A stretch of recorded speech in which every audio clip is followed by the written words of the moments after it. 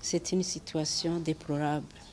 Déplorable dans ce sens que chaque fois, chaque jour, on voit des enfants en situation de rue.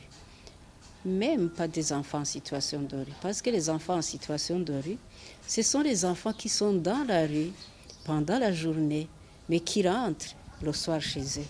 Mais maintenant, on voit des enfants de la rue, carrément des enfants de la rue, qui sont dans la rue et pendant la journée et la nuit, et qui s'adonnent à des diverses violences. Quand ils rencontrent des gens, des personnes la nuit, alors là, c'est autre chose. Ils font peur, ces enfants-là. Ils font très, très peur. Ils enlèvent. Ce sont des voleurs, qualifiés d'ailleurs. Ce sont au fait des malfaiteurs qui se donnent à différentes violences. Alors, si vous me posez la question de savoir quel est mon commentaire, c'est un commentaire très, très triste. Très triste. Quand moi j'ai commencé donc à m'intéresser à ces enfants-là, c'était il y a longtemps. C'était il y a très longtemps. C'était pendant la crise.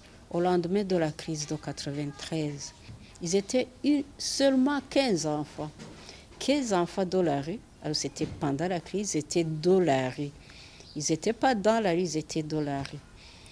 Alors, comprenez qu'en 94, c'était uniquement 15. Maintenant, allez compter, ils sont plus, je ne sais pas, même le ministère en charge de la solidarité, peut-être ne connaît pas très bien le nombre d'enfants de la rue.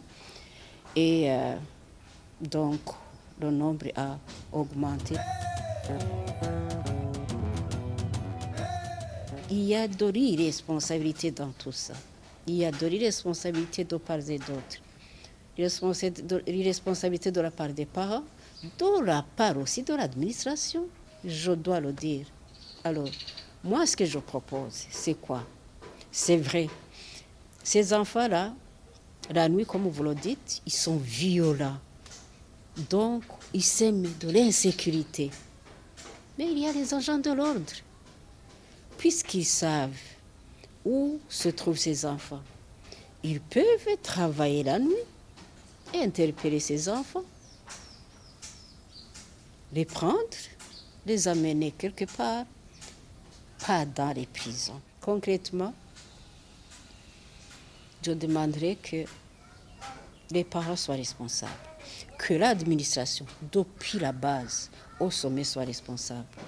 Les responsabilités dont je parle, ce sont lesquelles? C'est que l'administration doit être sévère, approcher les parents, demander où sont vos enfants, où est votre enfant. Les parents qui acceptent inconsciemment ou consciemment que les enfants sont là-bas, alors il faut que les parents soient punis, vraiment, très punis, pour les éveiller. Si c'est